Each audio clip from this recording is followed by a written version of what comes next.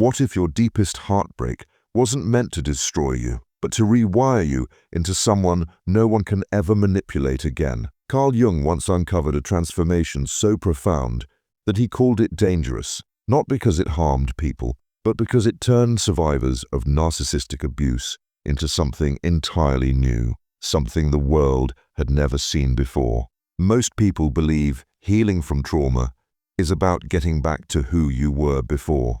But Jung's most disturbing discovery revealed the opposite. Some survivors don't return, they evolve. They cross into a final stage of empathy that either annihilates their sensitivity forever or transforms it into sovereign power.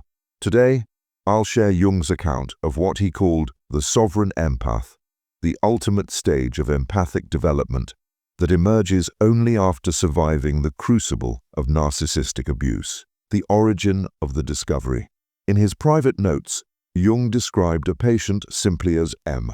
She was 34, brilliant, gifted with empathy, but her compassion had attracted predators. One destructive relationship after another eroded her until she arrived at Jung's office hollowed out, her sense of self barely recognizable. She felt, she wrote Jung, that she was psychically dissolved, as if her identity had liquefied and flowed into the emotions of other people. But what happened over the next 2 years horrified him. M didn't just heal, she transformed. As she found her voice, her empathy solidified into something Jung had not known before: the power to feel another's pain without also drowning in it, to sense manipulation within seconds of encountering it, to be compassionate and unbreakable all at once. Jung called it empathic sovereignty, the crucible of abuse. Jung understood that the dynamics of narcissistic abuse act as a psychological crucible. The empath is devastated, challenged and confronted, not only with the inhumanness of another, but his or her own disowned darkness. He recorded that this crucible gives rise to one of 2 results: destruction. The empath's sensitivity disconnects, turning them into a shadow of their former selves. Metamorphosis. Their pain is the confluence of shadow and self in a way that is totally new. This is why Jung called the discovery dangerous. The transformation is so absolute that the empath who emerges is often unrecognizable. The 3 deaths through hundreds of cases. Jung observed that empaths in the crucible endure what he called the 3 deaths. 1. The death of their idealized self-image. The fantasy that they are purely good and endlessly giving is shattered. 2. The death of their belief that love can fix everyone. They realize some people don't want healing, they want control. 3. The death of their need for validation. The empath no longer waits for others to affirm their worth. Each death is brutal, but necessary. Without them, sovereignty is impossible. Integrated empathy. The empaths who survive discover something revolutionary: integrated empathy. They feel everything, but choose what to absorb. They understand without rescuing. They love without losing themselves.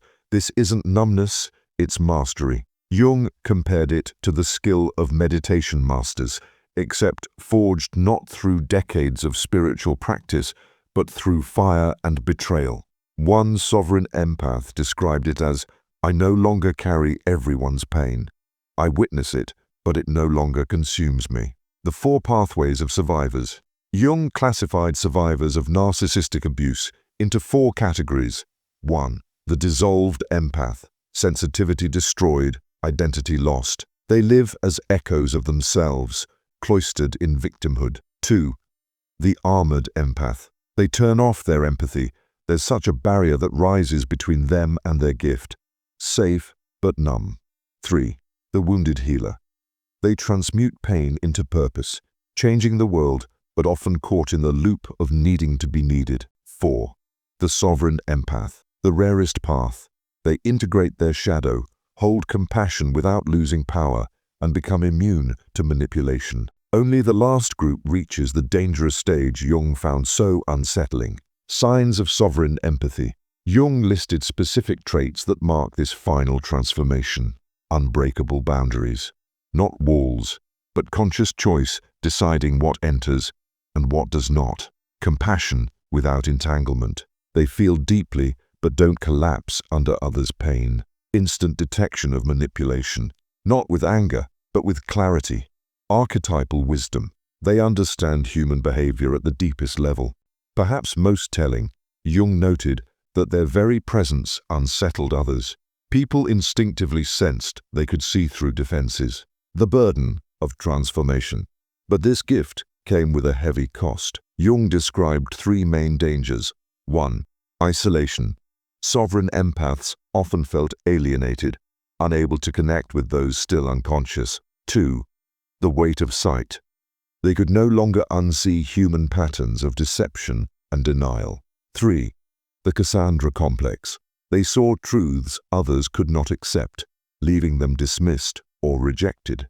Jung wrote, "They have eaten from the tree of psychological knowledge, and they can never return to the garden of unconscious innocence." The 5 metamorphoses. Through his studies, Jung mapped the stages sovereign empaths undergo what he called the 5 metamorphoses. 1. Dissolution. Identity collapse under abuse. Feels like death, but it's ego disintegration. 2. Descent. After abuse, the empath journeys into their shadow, facing their own darkness. 3. Integration. They consciously weave shadow and self together, embracing anger, selfishness, and power without being consumed. 4. Emergence. Empathy returns in refined form. They feel, but with choice. They love, but with freedom. 5. Sovereignty. The empath transcends personal wounds and becomes what Jung called a conscious bridge between human and archetypal realms. Each stage may take months or years, but the path is irreversible. The dangers. Along the path, Jung cautions about snares that sabotage the process. Spiritual superiority. Yes, thinking change makes one brighter than all the others. Perpetual healing. Focusing on remedies rather than becoming wisdom. Isolation addiction. Using evolution as an alibi for avoiding connection. Revenge. Weaponizing newfound psychological understanding against those who hurt them. True sovereignty requires humility, embodiment, and compassion. Jung's protocol for transformation. Jung developed what he called the shadow integration protocol, a practical path for empaths. 1. Shadow acknowledgement. Owning their own capacity for selfishness and control. 2. Projection withdrawal. Recognizing how much of the narcissist reflects their own disowned desires. 3. Boundary alchemy. Developing conscious permeability, the ability to absorb selectively. 4. Archetypal alignment. Accepting the role of the wounded healer not as identity, but as integration of wisdom and compassion. This protocol, Jung wrote, was not therapy, but alchemy, turning the lead of trauma into the gold of consciousness. Historical patterns. Jung compared case studies to historical figures. He found that sovereign empaths weren't destroyed because they reframed their trauma as initiation. A composer who survived abuse transmuted pain into music that resonated across generations. A physician, manipulated by colleagues, emerged with diagnostic intuition beyond training. Jung himself admitted his theories arose from surviving psychological persecution by mentors who tried to dominate his empathic nature. Each turned poison into medicine. The consciousness gap. But Jung saw the cruel paradox. The sovereign empath's vision created a consciousness gap, a divide between them and most people. His patient said, "I see the machinery behind everyone, their defenses, projections, hidden motives. It's all transparent. But this sight has cost me almost every relationship I had." The result was what Jung called the prophet's isolation. People instinctively avoided them, sensing truths they weren't ready to face. Safe relationships for sovereign empaths. Jung noted that sovereign empaths needed entirely different relationships. Recognition signals, comfort with paradox, ability to discuss psychology without defensiveness, lack of superiority, and archetypal humor, finding lightness even in darkness. Healthy bonds based on mutual respect for boundaries, tolerance for silence, and authenticity over projection. Community. With others who had faced shadow trauma survivors, seekers, or anyone who had endured deep transformation. He warned, the butterfly cannot pretend to still be a caterpillar. Staying in unconscious relationships out of guilt dishonors the transformation. The archetypal role.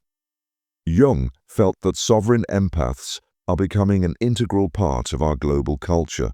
They are that wounded healer who has gone beyond his suffering to be available for the collective. The change they undergo, Jung claimed, is not personal, but archetypal. They bear the collective trauma of humanity, transmute it, and comes back with wisdom. They are the bridges between consciousness and an unconscious that want everything to be like them, he wrote. But bridges are walked upon, not hugged. Evolutionary leap. Jung's most dangerous insight was this. The sovereign empath is not just healed, they are evolved. They feel the full spectrum of human emotion, yet remain unshaken. They hold compassion without being consumed. They detect manipulation without falling prey. He believed they represent humanity's next step. Individuals who embody integrated consciousness, capable of guiding others through shadow into wholeness. Jung ended his notes with words that still strike like lightning. The narcissist unknowingly serves as the dark priest of the empath's initiation. Through cruelty, they forge the very consciousness that will ultimately heal what they represent. In other words, your suffering is not only yours, it is humanity's. And if you dare to integrate it, you don't just survive, you become sovereign. If you recognize yourself in Jung's description, if you feel that you are somewhere along these metamorphoses, write in the comments, I am becoming sovereign. Your journey is not just healing, it is evolution. Because the sovereign empath proves something extraordinary. That catastrophe can give birth to consciousness, that wounds can transform into wisdom, and that even in the darkest crucibles, the human spirit can emerge unbroken, radiant, sovereign, and free.